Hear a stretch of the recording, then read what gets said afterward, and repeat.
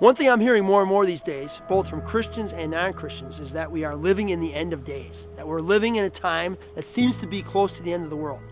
Now, while I don't know if this is true or not, I know that the signs that are pointed to in the Scripture seem to be, sort of apparent these days. For instance, the world monetary system is all tied together into one big lump, and it seems like when one country's economy collapses, they all kind of collapse, or they're certainly affected by it.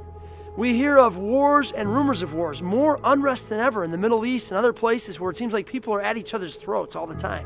We see that there's a palpable dislike more and more of Christians and Christian things. And on top of that, there's all the crazy weather patterns like the earthquakes and the tsunamis in various places. It seems like more and more of these things are happening. The climate is under stress.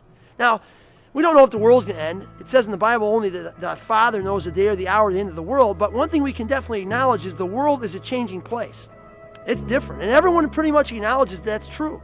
And even though we acknowledge that that's true, and even though I hear it all the time from people, the world's changing, it's really going bad, it's going crazy. You know what I don't hear? I don't hear the world's changing, so I'm going to start to live with a greater sense of urgency. If the world is really changing, maybe possibly coming to an end, then why do we keep acting as if it's business as usual? I mean, do you think that the knowledge of the world changing and dramatically going down the drain, or at least possibly ending, would actually change the way we live? How does the thought that the world is changing dramatically like this impact the way you live?